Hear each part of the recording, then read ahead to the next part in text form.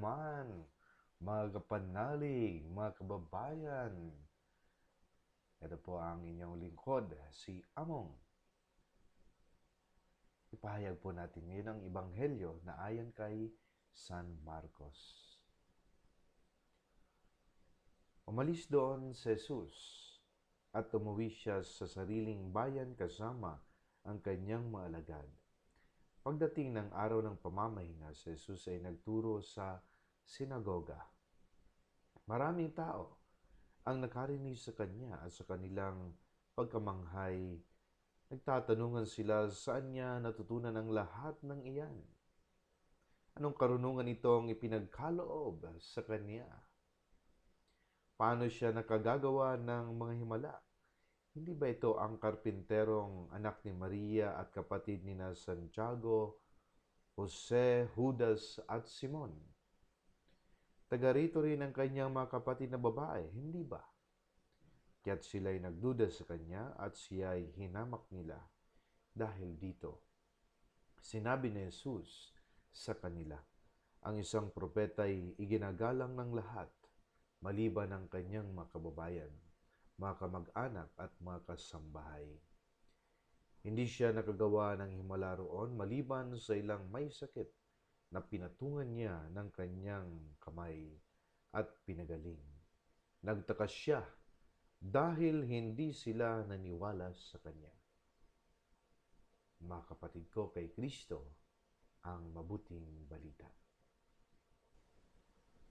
Mga kapatid ko sa pananampalataya, kagaya ng mga kababayan ni Kristo,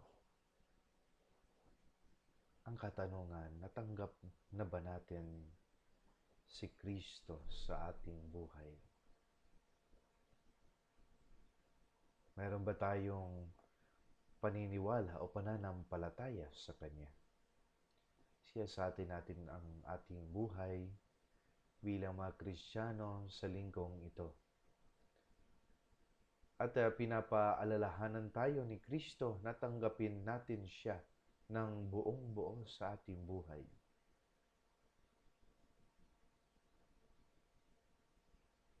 Makikita din natin si Kristo, ang kanyang mukha, ang kanyang sarili sa ating mga kapwa-tao. Minsan ay napakaraming Kristo, napakaraming mga kapwa natin na hindi natin matanggap-tanggap sa ating buhay. Kung ang termino nga natin sa Pilipino ay isinusuka na natin sila dahil ayaw natin sila na makita, kinaiinisan natin sila.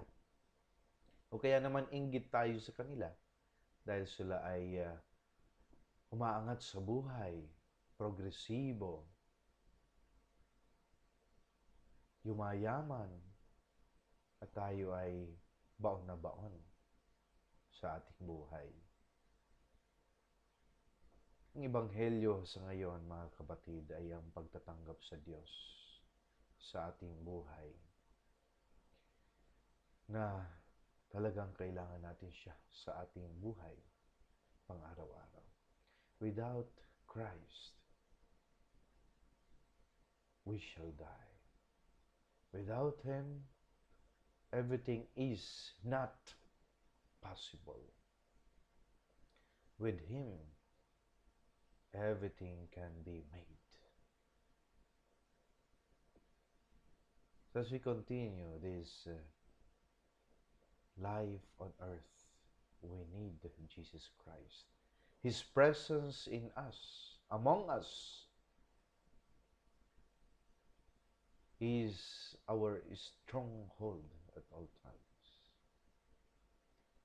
Wala siyang ibang ginawang himala kundi ang pagpapatong ng kanyang mga kamay sa may mga sakit at kanya itong pinagaling. Walang ibang himala dahil sa hindi pagtatanggap sa kanya. Ano ba ang gustong nating mangyari sa ating buhay? Idulog natin ito kay Kristo. Let us ask Him. Let us pray of our own needs in life that Jesus Christ may do something for us.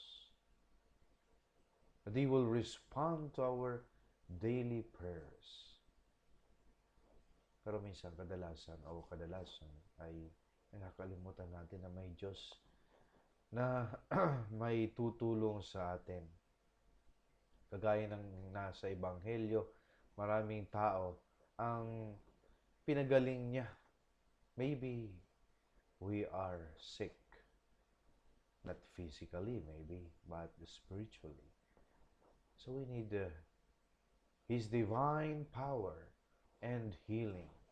We need Jesus Christ to save us from all kinds of infirmities in this life. Kaya mga kapatid, tanggapin natin si Kristo sa ating buhay. Kailangan natin siya. Ang linggo ay ibinigay sa atin ni Kristo para mabuhay tayo. Muling inaalok niya, mga kapatid, ang kanyang katawan at dugo sa Eucharistia sa linggo-linggong pagkikipagtipan natin sa Kanya, pagkikipagtulungan natin sa Kanya, pagkikipagkita natin sa Kanya sa linggo-linggo. Inaalok tayo ni Kristo ng Kanyang buhay. Ang buhay ni Kristo nawa ay maging buhay ng ating